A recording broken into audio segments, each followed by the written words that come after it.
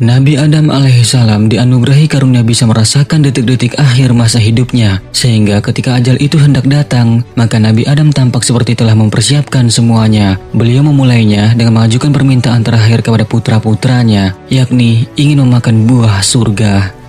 Permintaan ini sangatlah sulit bila harus dimaknai secara harfiah, karena di alam dunia yang serba fana ini, buah surga sangatlah mustahil ditemukan, karena surga hanya ada di alam akhirat. Sebab itulah ada ulama yang menafsirkan bahwa permintaan Nabi Adam akan buah surga ini, itu merupakan isyarat bahwa Nabi Adam tengah dilanda rindu akan kebahagiaan surgawi yang pernah beliau tinggali sebelum turun ke bumi. Dan ini juga merupakan sinyal bahwa kewafatan beliau telah dekat.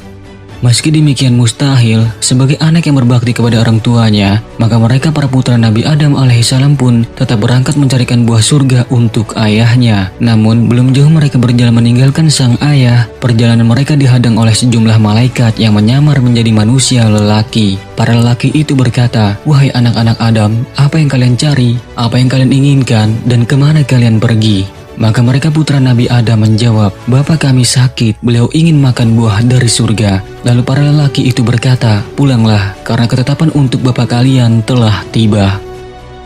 Di tangan para malaikat yang menyamar menjadi manusia tersebut, sudah tersedia kafan, wewangian, serta sejumlah perangkat yang lazim diperlukan untuk menggali kubur, seperti kapak, cangkul, dan skop. Saat para malaikat itu datang, Hawa pun melihat dan mengenali mereka, maka Hawa pun berlindung kepada Nabi Adam alaihissalam. Lalu Nabi Adam alaihissalam berkata, "Menjauhlah dariku, aku pernah melakukan kesalahan karenamu, biarkan aku dengan malaikat Allah subhanahu wa ta'ala." Kemudian para malaikatlah yang mencabut nyawa Nabi Adam, lantas memandikannya, mengkafaninya, memberinya wangian, menyiapkan liang lahat, dan juga menyolatinya. Tentang menyolatinya ini, itu hanya Allah dan makhluk yang dikehendakinya sajalah yang mengetahuinya.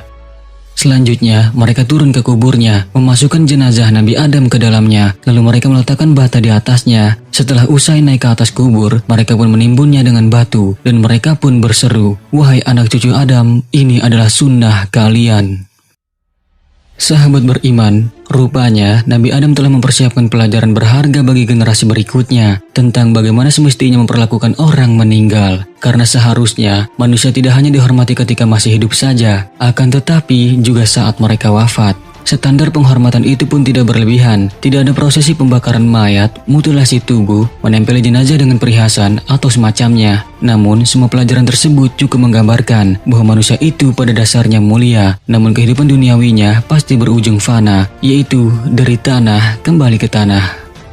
Fakta lainnya tentang Nabi Adam ialah, ia hidup di dunia ini selama hampir 1000 tahun lamanya. Menurut sebagian riwayat, ia hidup hingga berusia 1000 tahun. Riwayat lainnya menyebutkan, usianya antara 950 tahun sampai 1000 tahun. Dan jarak antara Nabi Adam dan Nabi Nuh alaihissalam pun juga 1000 tahun atau 10 abad. Ibnu Katsir rahimahullah dalam kitabnya Al-Bidayah wan Nihayah menjelaskan bahwa ada seseorang bertanya kepada Rasulullah, "Ya Rasulullah, apakah Adam seorang nabi?" Rasulullah Shallallahu alaihi wasallam menjawab, "Ya, beliau nabi yang diberikan wahyu." Orang itu kembali bertanya, "Berapa lama rentang waktu antara Adam dan Nuh?" Maka Nabi Shallallahu alaihi wasallam menjawab, 10 abad. Hadis riwayat Muslim.